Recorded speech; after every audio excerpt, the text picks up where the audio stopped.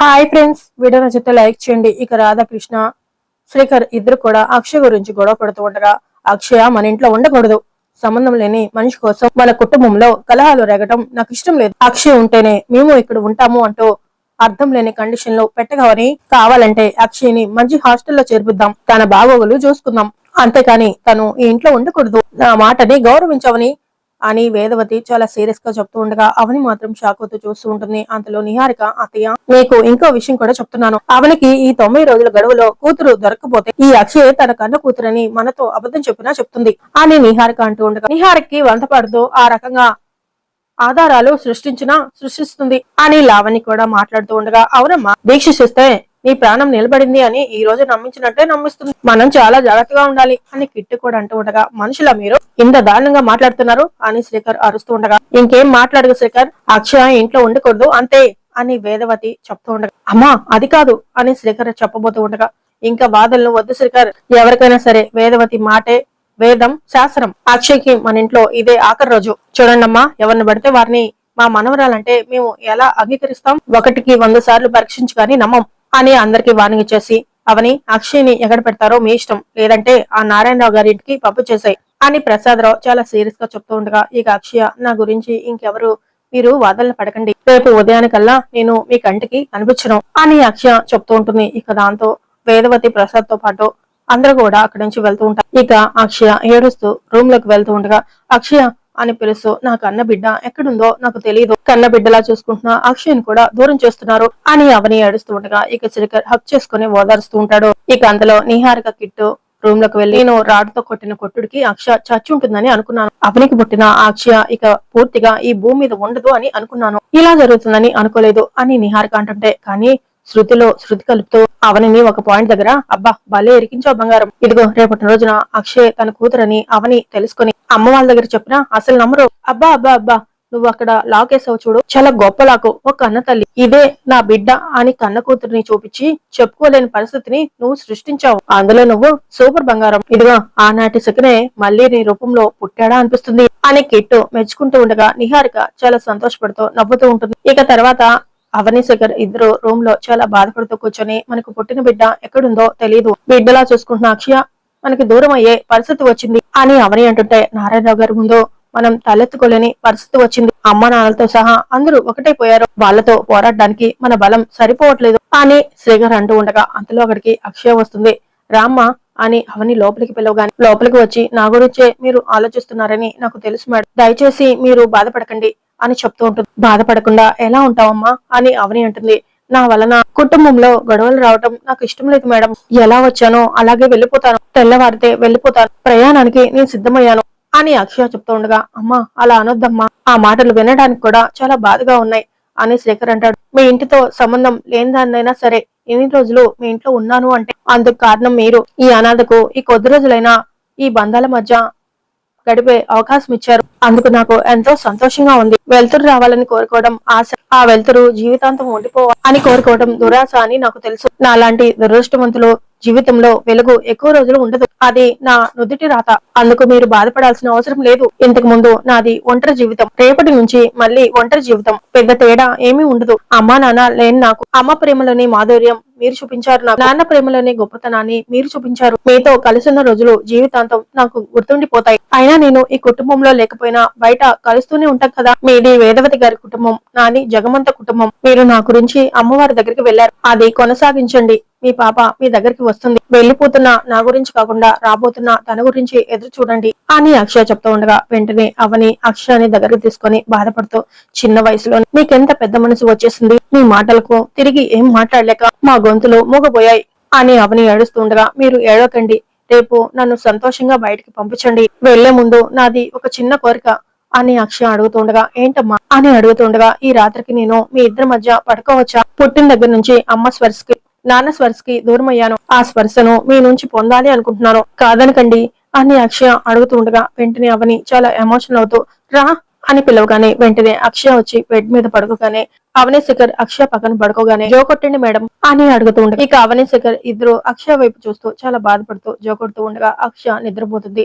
ఇక తర్వాత మార్నింగ్ అవుతుంది. కిట్టు పెద్దరాజుని చూస్తూ చిచి ఏంటి బావా మీ అమ్మోరు తల్లి ఇంటి నుంచి బయటకు వెళ్ళిపోతుందని చాలా దిగులు పడుతున్నట్టున్నావు. కంట్రోల్ కంట్రోల్, మధ్యలో వచ్చిన వాళ్ళు మధ్యలోనే వెళ్ళిపోతారు రాజుగారు, మీరేం బెంగ పెట్టుకోకండి అని కిట్టు నిహారిక చాలా వెటకారంగా మాట్లాడుతూ ఉండగా మీరు చూసుకోండి, మధ్యలో మమ్మల్ని లాక్కండి నిహారిక అని వసంత్ కూడా చెప్తూ ఉండగా అక్క కూడా బాగా కాలుతున్నట్టుంది అని కిట్టు అంటూ ఉండగా అంతలో వేదవతి ప్రసాదరావు వచ్చి అక్షయ్ని బయటకు పంపించాలి కదా, రెడీ అయిందా అని వేదవతి అడుగుతూ ఉండగా సాగనంపడానికి శౌర్య దగ్గరుండి మరి రెడీ చేయిస్తుందమ్మా అని కిట్టు చెప్తూ ఉండగానే అంతలో అక్షయ లగేజ్ తీసుకుని వస్తున్నానమ్మా అని శౌర్య ఆపసొప్పలు పడుతూ ఆ లగేజ్ కిందకి తీసుకుని వచ్చి అమ్మా అని అంటూ ఉండగా ఎంత బాధ్యతని శౌర్య మోసుకొని వస్తుందో చూడండి అని కిట్టు అంటూ ఉంటాడు. బరువు బాధ్యతలంటే మంచి వాళ్ళని ఇంట్లోకి తీసుకొని రావటం రా, మంచి వాళ్ళని ఇంట్లోంచి బయటకు పంపించడం కాదు అని వసంత మాట్లాడుతూ ఉండగా నువ్వు ఊరుకో అక్క, అసలే నీకేం తెలియదు, అసలే నువ్వు అమాయకురాలివి అని కిట్టు అంటూ ఉండగా ఏ అక్షయ తొందరగా కిందికి రా అని శౌర్య పిలవగానే అక్షయ చాలా బాధపడుతూ కిందికి వస్తూ ఉంటుంది. ఇక నిహారిక అక్షయ వైపు చూస్తూ ఫైనల్ గా అవనికి పుట్టిన అసలేని కూతుర్ని ఇంటి నుంచి బయటికి పంపించేస్తున్నాం అని మనసులో అనుకుంటూ నిహారిక సంతోషపడుతూ ఉండగా ఇక అక్షయ కిందికి వచ్చి ఇన్ని రోజులు నాకు ఇంట్లో ఆశ్రమం ఇచ్చినందుకు కృతజ్ఞతరాలు పెద్దమ్మగారు, మీ ఆశీర్వాదం నాకు కావాలి, నన్ను దీవించండి అని వేదవతి కాళ్ళ దగ్గర ఆశీర్వాదం తీసుకోగానే జరిగినవేవో జరిగిపోయాయి, చిన్న పిల్లని బయటికి గంటేసే దుర్మార్గులం కాదు మేము, పరిస్థితులు ఇంతవరకు తీసుకొచ్చాయి అని వేదవతి చెప్తూ ఉండగా నిన్ను మంచి హాస్టల్లో జాయిన్ చేస్తాం, నీకు కావాల్సినంత డబ్బిస్తామమ్మా అని ప్రసాదరావు చెప్తూ ఉండగా లేదా మీ తాతగారి ఇంటి దగ్గర దించి రమ్మంటే దించి వస్తాం, నీకు ఏ లోటు రాకుండా చూసుకుంటాము అని వేదవతి చెప్తూ ఉండగా మరోసారి ఆలోచించండి అత్తయ్య, మన కష్టాన్ని బయటకు పంపిస్తున్నామో మన సంతోషాన్ని బయటకు పంపిస్తున్నామో అర్థం చేసుకోండి అని పెద్దరాజు చెప్తూ ఉండగా కొన్ని నిర్ణయాల్లో సవరణలో ఉండవు పెద్దరాజు అని చెప్పేసి లక్ష్య అని వేదవతి చెప్పడంతో అక్షయ తన బ్యాగ్ తీసుకుని వెళ్లబోతూ ఉండగా అక్షయ బయటికి వెళ్తుంటే అవని శిఖర్లు లోపల ఏం చేస్తున్నారు అని వసంత అడుగుతుండగా అప్పగింతలు వాళ్ళకి నచ్చట్లేదు కదా, అందుకే దిగులతో మంచం పట్టేసినట్టున్నారు అని అంటూ నిహారిక కిట్టు చాలా సంతోషంగా చూస్తూ ఉంటారు. వేదవతి ప్రసాదరావు అక్షయాన్ని తీసుకుని బయటికి పంపిస్తూ ఉండగా అంతలో అవని శిఖర్ వచ్చి అగండతయ్య అని అరుస్తూ ఇక ఇద్దరు కిందికి వస్తూ ఉండగా పెద్దరాజు అవనిని చూస్తుంటే ఏదో అద్భుతం జరుగుతుంది అని అనిపిస్తుంది అని అనుకుంటూ ఉంటాడు. ఏమైంది, ఎందుకు ఆగమన్నావు అని వేదవతి అడగానే అక్షయ ఇంటి నుంచి వెళ్లాల్సిన అవసరం లేదత్తయ్య అని అవని చెప్తూ ఉండగా నిర్ణయాలు తీసుకోవడం అయిపోయింది కదా, మళ్ళీ అలా మాట్లాడతావేంటమ్మా అని ప్రసాదరావు అడుగుతూ ఉండగా మీ నిర్ణయాలు మీకుంటే మా నిర్ణయాలు మాకుంటాయి నాన్న అని శేఖర్ చెప్తూ ఉంటాడు. ఏంట్రా ఆ నిర్ణయం అని ప్రసాదరావు అడగానే బయట అమ్మాయి అనే కదా నిర్దాక్షిణ్యంగా పంపించేస్తున్నారు, అందుకే సొంత అమ్మాయిని చేసుకుందామని అనుకుంటున్నాం, అక్షయ్ని మేము దత్తత తీసుకోవాలని అనుకుంటున్నాం అని అవని శేఖర్ ఇద్దరు చెప్పడంతో ఇక ఆ మాట విన్న నిహారిక కిట్టు వేదవతి ప్రసాదరావు శౌర్య అందరూ షాక్ అయిపోతూ దత్తతరా అని అడుగుతుండగా అవునత్తయ్య అని అవని చెప్తూ ఉంటుంది. ఎలా కుదురుతుంది అని అడుగుతుండగా తప్పేముంది అని అవని అంటుంది. తొందరపడకండి అని వేదవతి చెప్తూ ఉండగా నిదానంగానే ఆలోచించాం అని అవని చెప్తూ ఉంటుంది. మాకు ఇష్టం లేదు అని ప్రసాదరావు అంటాడు. మేము ఇష్టపడే తీసుకుంటున్నాం అని శేఖర్ అంటాడు. మేము అంగీకరించాం అని ప్రసాదరావు అంటాడు.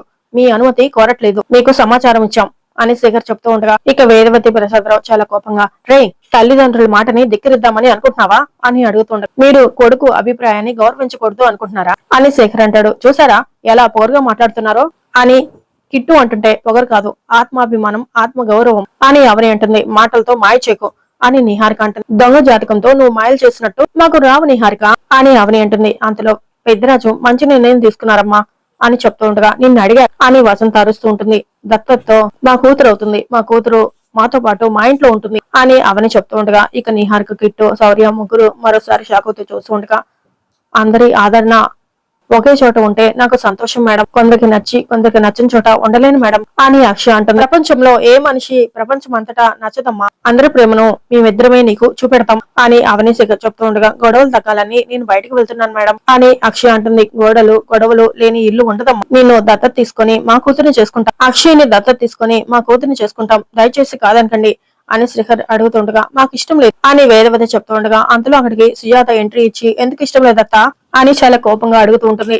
సుజాతను చూసి అందరూ ఒకసారిగా షాక్ అవుతూ ఉండగా అక్షయ ఇంకా బయటికి పోదు, ఆ నమ్మకం నాకు వచ్చింది అని పెద్దరాజు చాలా సంతోషపడుతూ ఉంటాడు. కిట్టు కూడా ఇక వాడు వన్ సైడే అని అనుకుంటూ ఉంటాడు. అంతలో సుజాత లోపలికి వచ్చి ఎందుకు ఇష్టం లేదత్త ఒక కారణం చెప్పు అని అడుగుతూ ఉంటుంది. 10 చెప్తాను, బయట పిల్ల పూజలు చేయగలుగుతుందా అని వేదవతి అడగనే శౌర్య చేయగలుగుతుందా అని సుజాత అడుగుతుంది. నాలాంటి జాతకం అక్షయ్కుందా అని వేదవతి అడుగుతూ ఉంటుంది. ముగ్గురు కోడళ్ళకు కానీ శౌరి కానీ ఉందా అని సుజాత ప్రశ్నిస్తూ ఉంటుంది. నా కొడుకు పుట్టిందే మారక్తం అని వేదవతి అంటుంది. జన్మనిస్తేనే బిడ్డ, జన్మనిస్తేనే రక్త సంబంధమా, ఏ బంధం ఉందని మీ ప్రాణాన్ని కాపాడడానికి భవాని దీక్ష తీసుకుంది అని సుజాత అడుగుతూ ఉంటుంది. అది అబద్ధం అని వేదవతి అంటూ ఉండగా మీరు నిజం తెలుసుకుంది ప్రతిదీ అబద్ధం అయిపోతుంది అని సుజాత అంటుంది. ఈ విషయంలో ప్రశ్నించే అధికారం నీకు లేదమ్మా అని ప్రసాదరావు అంటాడు. మీ ఆవిడ గారికి ఏం అధికారం ఉందని ఆ రోజు గుళ్ళో అమ్మవారికి అవని బిడ్డని దత్తతిచ్చింది. బిడ్డ కడుపులో ఉండగానే ఏం హక్కు ఉందని దత్తతిచ్చింది. అవని అనుమతి లేకుండా అలాంటి తప్పుడు నిర్ణయాలు ఎందుకు తీసుకుంది అని సుజాత ప్రశ్నిస్తుండగా వేదవతి ప్రసాదరావు షాక్ అయిపోతూ ఏం మాట్లాడలేక మౌనంగా చూస్తూ ఉంటారు.